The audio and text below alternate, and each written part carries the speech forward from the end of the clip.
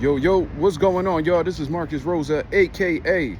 Mazuma TV, back at y'all with some more boxing talk, man. I hope everybody's having a blessed, beautiful, positive, productive night. Hope you had a great day overall, man. I'm back at y'all with some more boxing talk. Let me get into this before I start pouring out this bitch. I know this ain't going to be a popular opinion, you know what I'm saying? Because a lot of us love Errol Spence Jr., you know what I mean? Myself included, and things of that nature. However, I do have some real concerns about Errol Spence heading into this fight with Tim Tszyu, and I've tried to ignore it. I don't know why, because I should just be keeping it up front and honest with y'all, but it just goes to show how much love I got for Errol Spence and how much I'm pulling for him to win. And in all honesty, man, I'm hoping I'm wrong. You see what I'm saying? I hope that this is all, just me overthinking. You know what I'm saying? Because at the end of the day, man, Errol Spence is one of my favorite fighters of this generation. You know what I'm saying? His resume speaks for itself. He done gave us a lot of big fights. But I have to call it how I see it. You know what I mean? There's several things that stood out to me about Errol Spence and his mentality throughout this promotion. For one, the first thing that had caught my attention with Errol Spence was saying that he came back into the game because he was bored. You know what I'm saying? And to me, that's a terrible reason to return back to boxing, to be honest with you. This ain't golf. This ain't pickup basketball at your local YMCA. You know what I'm saying? Like, this is boxing. This is one of the most dangerous sports in the world. And when you're coming back off of a devastating loss and a nearly 3-year layoff, you know what I mean? I want to hear somebody who's talking about having unfinished business. I want to hear about somebody wanting to become champion again. I want to hear about, somebody saying they want to prove people wrong. Saying you coming back because you were bored, you know what I mean? That doesn't necessarily mean you can't win, but it definitely makes me question where your motivation is at this point in time. Then, it's the whole weight situation. The fight was originally supposed to take place at 158 pounds. Then, a week or two before the fight, they changed it to 160 pounds. And at first, I actually defended Errol Spence. I figured he was coming off of a nearly 3-year layoff out of the ring. And maybe he was, just listening to his body, learning from his past mistakes. Maybe he didn't want to overwork himself or whatever the case is, trying to lose those last 2 pounds. I thought it was a mature decision to prioritize his health. I gave him the benefit of the doubt. But then Earl explained it earlier. I was reading it and he said, I just didn't feel like getting down to 158. And honestly, that completely changed how I looked at the whole situation. You know what I mean? To me, that didn't sound like somebody who was, making a calculated decision to protect his body and stuff like that. It sounded like somebody who simply didn't feel like doing it. You know what I mean? Maybe I'm reaching. Maybe I'm reading into this shit too much, man.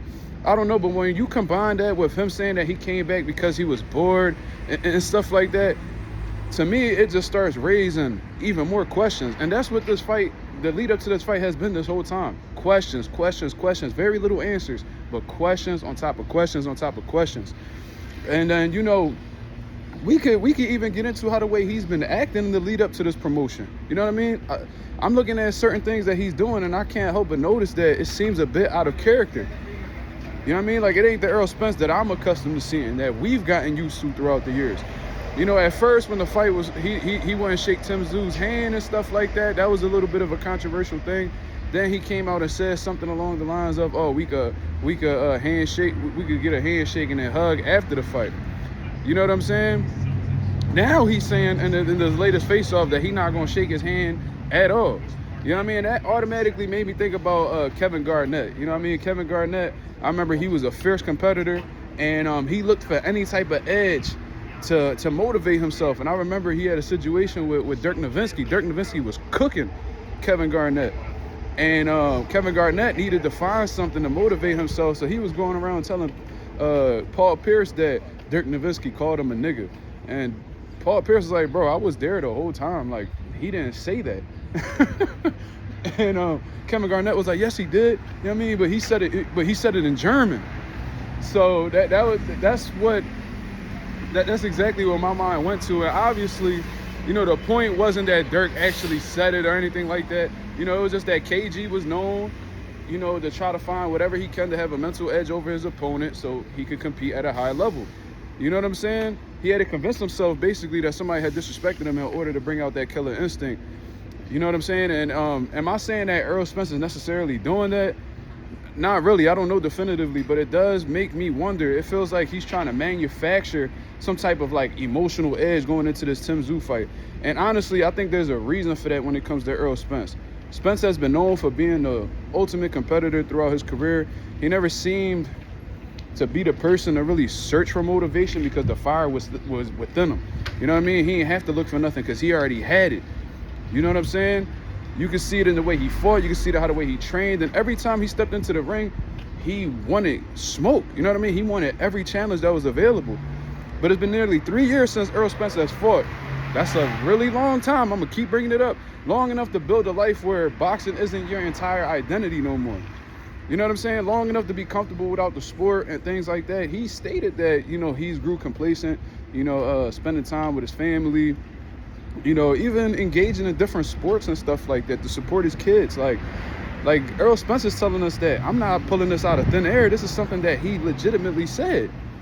You know what I'm saying? So it's not a far-fetched idea that his competitive fire may have just naturally faded over time.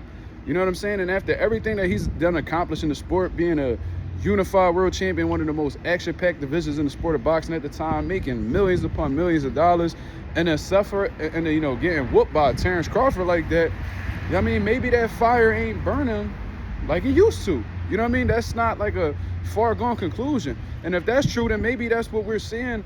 That's probably why we're seeing all the things that we're seeing in the lead up to this promotion. The comments about being bored, the comments about not feeling like making 158, that sudden attitude change towards Tim Tszyu. To me, in my eyes, it sounds like somebody who's doing everything they can to relight, to get that spark again within his competitive flame.